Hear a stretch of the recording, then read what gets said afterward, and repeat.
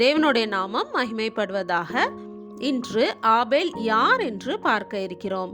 வாங்க நிகழ்ச்சிக்குள்ள போகலாம். ஆபேல் என்ற பெயருக்கு பிரெத், அதாவது மூச்சு என்று அர்த்தம். ஆபேல் ஆதாமின் இரண்டாவது குமாரன் என்பதை ஆதியாகமம் 4வது அதிகாரம் 2வது வசனத்துல பார்க்க முடியும். இவர்தான் முதல் மெய்ப்பன் என்பதை ஆதியாகமம் 4வது அதிகாரம் 2வது வசனத்துல வாசிக்கலாம். ஆபேலின் காணிக்கையை தேவன் அங்கீகரித்தார் என்பதை ஆதியாகமம் 4வது அதிகாரம் 4வது வசனத்துல பார்க்கலாம். ஆபேல் தன் சகோதரரான காயினால் வெறுக்கப்பட்டு கொலை செய்யப்பட்டான் என்பதை ஆதியாகமம் 4வது அதிகாரம் 8வது வசனத்துல வாசிக்க முடியும். ஆபேலுக்கு பதிலாக தேவன் ஆதாமுக்கு சேத் என்ற குமாரனை கொடுத்தார் என்பதை ஆதியாகமம் 4வது அதிகாரம் 25வது வசனத்துல பார்க்க முடியும்.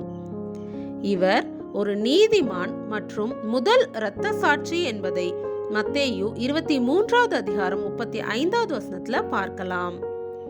விசுவாசத்தினாலே ஆபேல் காயினுடைய பலியிலும் மேன்மையான பலியை தேவனுக்கு செலுத்தினான் என்பதை எபிரேயர் 11வது அதிகாரம் 4வது வசனத்துல பார்க்கலாம். இன்னைக்கு ஆபேல் யார் என்று நாம் பார்த்தோம். இதே போல இன்ஃபர்மேஷன் தெரிந்து கொள்ள வைட் மீடியா மினிஸ்ட்ரி சேனலுக்கு சப்ஸ்கிரைப் பண்ணுங்க. தேவன் தாமே உங்களை ஆசீர்வதிப்பாராக. ஆமேன்.